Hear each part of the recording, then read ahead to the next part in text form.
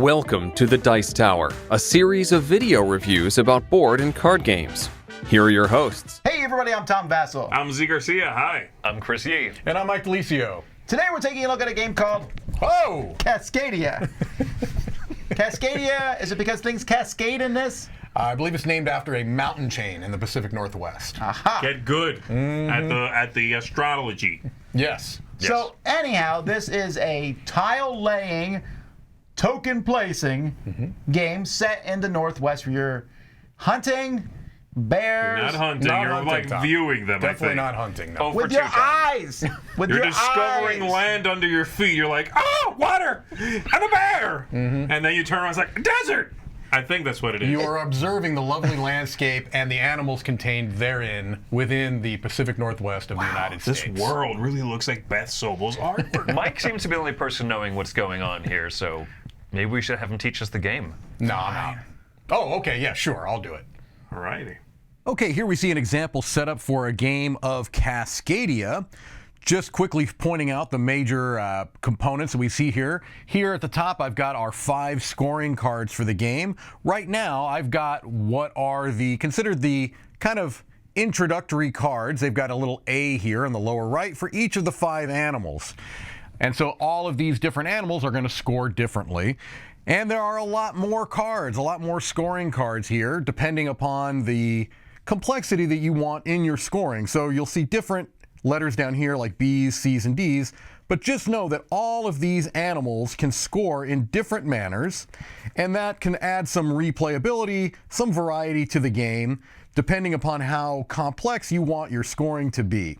There is also a family variant here, and an intermediate variant that makes the scoring very, very simplified if that's the group that you are playing with. But for the time being, let's just look at these A cards. You're also going to see kind of this little market area that is going to have the habitat tiles and the wildlife tokens here. You're going to see a group of nature tokens, and this would be my starting tile here, which is a 3-tile beginning area. All right. Depending on player count, you might remove some tiles from the game and have just a supply left over. Again, that's going to depend upon the player count. On your turn, what you're going to do is you're going to select a group of 1 habitat tile and 1 wildlife token. Usually, they'll be the group that they have already kind of been randomly placed in. There are some things to keep in mind for this. If, for example, you had randomly drawn out of the bag here the same 4 wildlife tokens, those would all get wiped and replaced. If 3 of them are the same, the active player can choose to wipe them, and they can do that once on their turn, all right? But let's say, for example, it was something like this, all right? What you'll do is you will choose a wildlife token and a habitat tile, and you're going to place both into your player area. So let's say, for example, I wanted to get this habitat tile and this wildlife token. So you can place a habitat tile pretty much anywhere you want, as long as it has one edge lined up with another edge. You are incentivized to kind of have like habitats together, because at the end of the game, you're going to score points for the largest grouping of each of these different habitats that are within the game. All right, and so there are 5 different habitats. You've got rivers, wetlands, forests, prairies, and mountains. So again, you are incentivized to have the largest groups of each of those as you can. Then, once you've placed your habitat tile, you now place your wildlife token, and that's going to be determined by what is on each of these tiles. So, for example, this one that I placed shows a hawk symbol and a salmon symbol. So, if I wanted to, I could go ahead and put that salmon symbol, or salmon token that I just got right there. However, I also have a spot right here that I can place it on. What I'm going to be doing, generally speaking, is looking at how these particular animals score. And so in this case, the salmon, you want to have them in uninterrupted runs that aren't surrounded by other salmon. So honestly, this wouldn't have been the best placement for me, because if I put this right here, Now I can't do that. So maybe I'd be better off putting this right here. Aha, Mike, brilliant. Now I can put this here or here, and I can continue to be working towards that Chinook salmon run. You would then replace and bring out another one. All right. Couple other things to note is that, let's say, for example, you choose this tile and you see that little triangle there up at the top and the little symbol, that pine cone symbol there. That is a keystone tile. And when you take one of these and place an animal on it, you can get a nature token. So let's say I took that grouping. This is another keystone tile, this elk right here. So I put that there and I get one of these nature tokens. So what are nature tokens used for? They are generally used to kind of mitigate the drawing of these tiles. So you can use them for a few different things. If you want to spend a nature token, let's say, for example, I wanted this tile, but that wildlife token. Normally you couldn't do that. However, if you spend a nature token, you can do that. You could take any one tile and any one token and then place them into your area as you'd like, all right? And then you would just refill as per normal. And then the next player could choose to swipe those, all right? You can also spend a wildlife token to wipe any number of wildlife tokens and replace them. And you could do that as many times as you want, as many times as you have these nature tokens. The issue is that if you don't spend them, they're worth 1 point at the end of the game. So you have to be willing to give up a point to be able to use the power of these nature tokens, all right? And so you're going to continue to do this, placing these habitat tiles into your area, placing the animals hopefully in such a way that they are creating the scoring opportunities that are applicable. So in this case, the grizzly bear, here are mating pairs. You want to have 2 bears next to each other with no bears around them. So right there, I've got the beginning workings of the mating pairs for the grizzly bears, all right? We'll just quickly look through these A cards since I've kind of talked about them. The fox wants a variety of animals around them, even including other foxes, but you're going to get points on this card based on the number of unique animals around the fox. I showed you the grizzly bear, I showed you the Chinook salmon. The elk wants straight lines, okay? So you'd get 13 points if you're able to get a straight line of 4 elk. That's a little different than the salmon, who, again, these don't need to be in a straight line, they just need to be in an uninterrupted run, and the points are applicable down there at the bottom. This particular hawk card is the solitary one, and so in this case you want to just have hawks that are by themselves, that are not adjacent to any other hawk, because these are solitary. But again, reminder that there are many different types of scoring cards out there. All right, at the end of the game you are going to add up your scores as per normal. There's a nice little score sheet for you. So what you're going to do is you're going to go through each of the animals, and according to whatever scoring card you have, give yourself the points for that. And you've got a subtotal here for your wildlife area. Then you're going to look through all of your what they call corridors, which are generally speaking the largest grouping for each of the different habitats.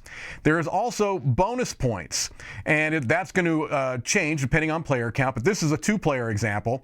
And so in this case, Wendy, who was facing off against Chris here, had gotten a 6 size in this habitat. Chris only had 4, so she got a 2-point bonus there. And you do this for all of the habitats. You get a subtotal there. Again, 1 point for any nature token that you don't use. And then here, you see the grand total. In this case, Wendy crushed Chris, 94-90. What a wipeout. Chris must be very embarrassed. Anyway, that is Cascadia. Let's head back over and we'll tell you what we think about it. Okay, so taking a look at the components of the game, I like the wooden discs. Yes. As opposed to tiles. I'll take wooden discs any day. Yeah. But I thought the artwork on the cards was good, but I like the artwork on the tiles. I thought it was a nice way to differentiate the areas. Yeah, it looks pretty good. I had a couple of, there was one minor thing between 2 different land types, like mountains and swamps or some kind. The wetlands, I think, yeah. And they look a little close. Yeah. I know for a fact in one game I saw one, and I wasn't sure if it was, I had to double check that it was 2 types split down the middle. and not just one that was doing a little transition to more of the same. But generally, they stand out. Like, this is clearly forest green. Okay, this is very different, you know. I like that the tokens take up a nice amount on the tile so that once the information on it is covered, you don't need to worry about what animals could go there. Right. So, and I like the wooden bits as well. So, yeah, it looks good. Wooden tokens is, I don't know how expensive that is. It's just a nice addition to a Especially game. with the screen printing on them like that. I mean, it just is a nice finished look on the table once you're done, like you said. It's a good contrast. Bold color, too. Yeah. Like, you can tell that's the brown, the bear brown, you know, and this is like the moose or whatever. The Like, tan elk. Tan, yeah. yeah, they look very different. And they don't blend with the terrain either. So, like, everything about the color-wise, I feel like works for me. I agree with that. And it helps that the art is so nice and the components are so nice because this is really an abstract game. You know, the way you're going to get kind of drawn into it, I think, is through this art. Yeah, right. Right. They have like a sentence of theme when like you can change out the scoring condition. Like these bears want to be in families together. Yeah. Sets The of bears twos. no longer want to be couples. That's correct. Everyone's having a kid. Right. Yeah. But then that kind of vanishes and you just see patterns in a really pleasant way. I mean, Right. it's not that like, oh man, it's all gone, this beautiful artwork. No. It just sort of recedes enough where you can see the pattern and make smart plays and that sort of thing. I like games that thread that needle, you know? They're pretty. If someone walks by, you look at the board and you go, that's pretty. If you're sitting playing, you're playing. You're sort of doing the math and being like, I can take that one and put it here, you know? And so the play experience is very satisfying. It does a good job with that. I call this packet drafting, where you're drafting a group of things rather than one thing. And of course, you can break that by spending a token, which I like. But to me, that's always more interesting than just drafting the best thing I need. I'm sitting there going, no matter what, I'm drafting a bear. Oh, but I really want that mountain. Sure. And the bear is Yes. with the wetlands. So now what do? I like this. I wish more games used this drafting a packet of stuff. Yeah, as soon as I saw that set up on the table, I was excited because not enough games do that, and it's something that I've seen in just enough games that I knew exactly what to expect from it. It makes a simple choice like a little bit more complicated, where you're looking and saying, A and B, I'm going to spend this token, I'm going to spend this hard-earned one victory point, basically, to grab this tile, but this different animal. You know, you're making a small sacrifice for it, but it still feels easygoing, even with that. You have a limited amount of those. You might not get any more, you know? So you have to know Right. when to do it also, you know?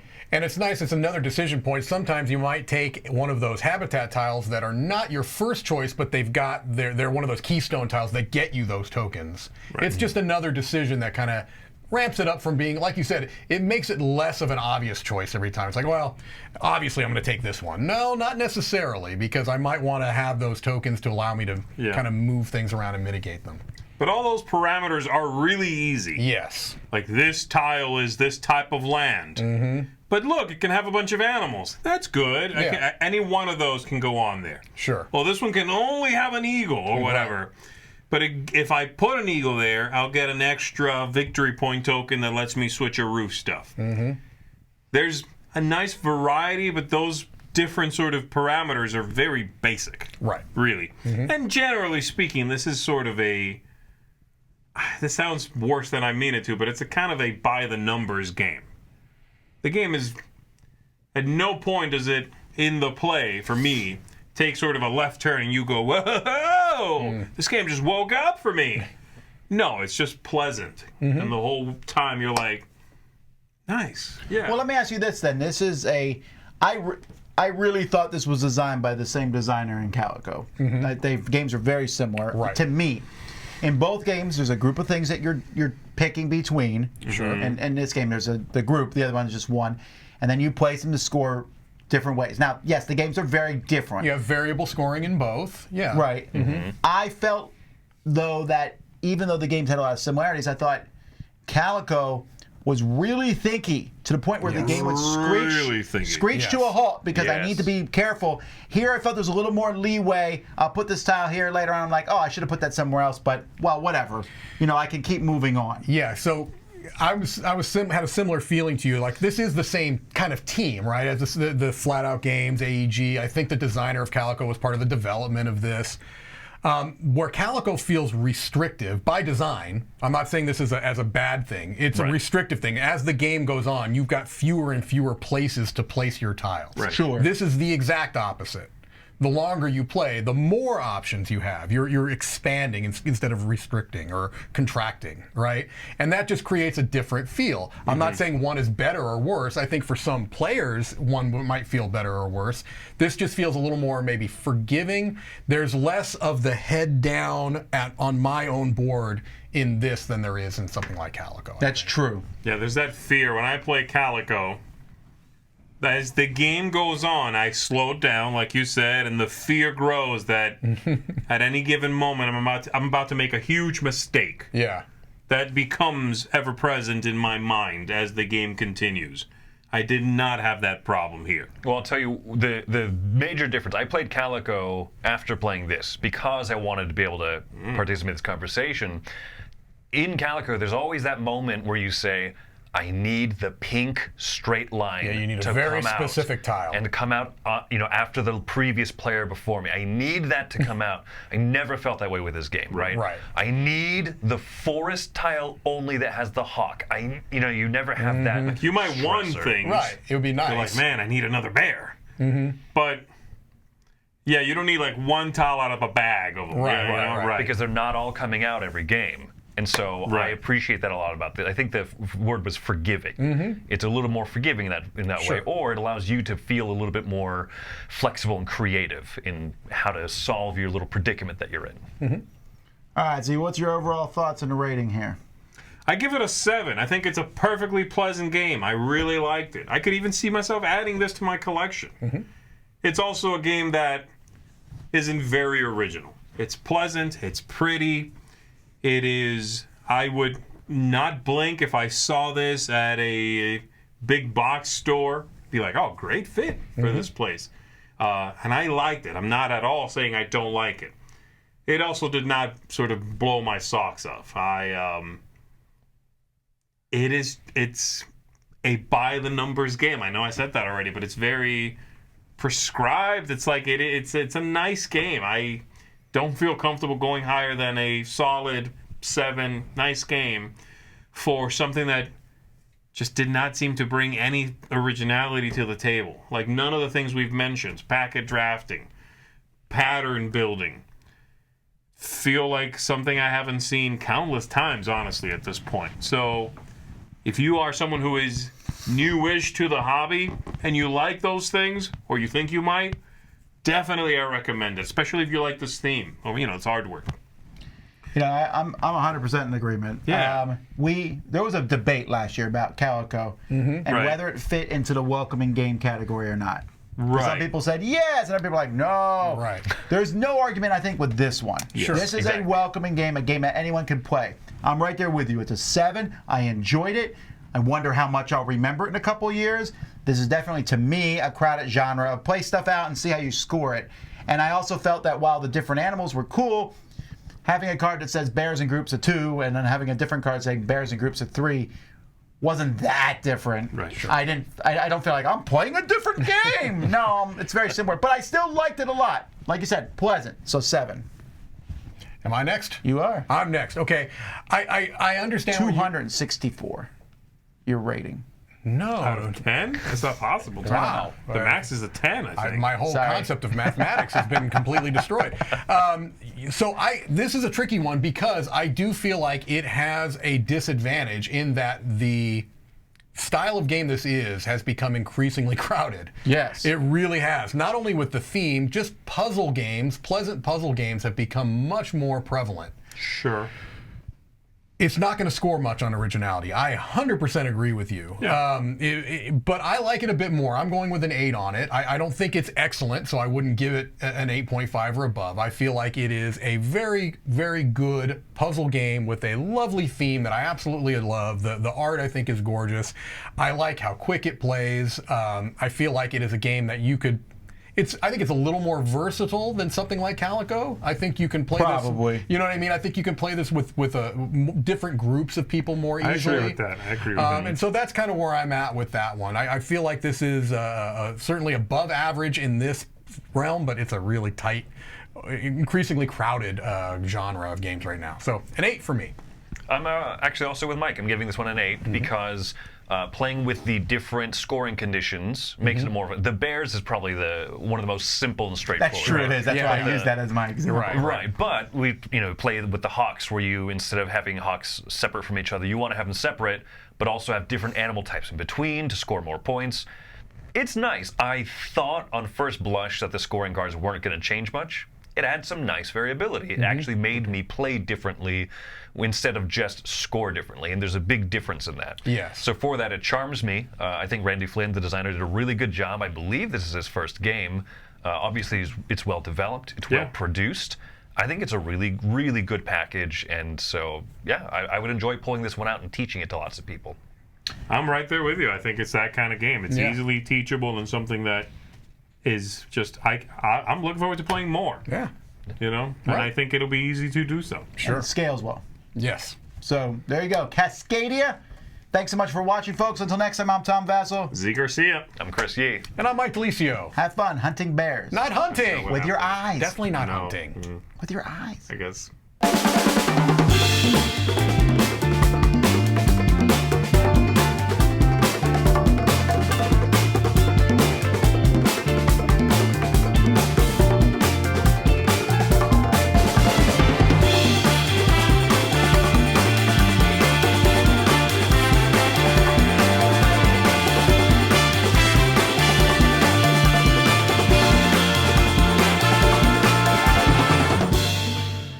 Maybe we should have him teach us the game. No. Oh, okay. Yeah, sure. I'll do it. All righty.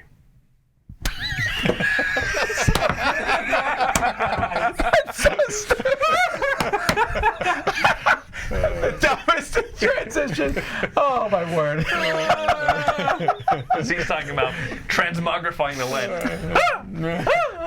My word. All right. This is what happens. This is what happens. You learn the mic off. Bro, you got to save this stuff for end of year or whatever. All right.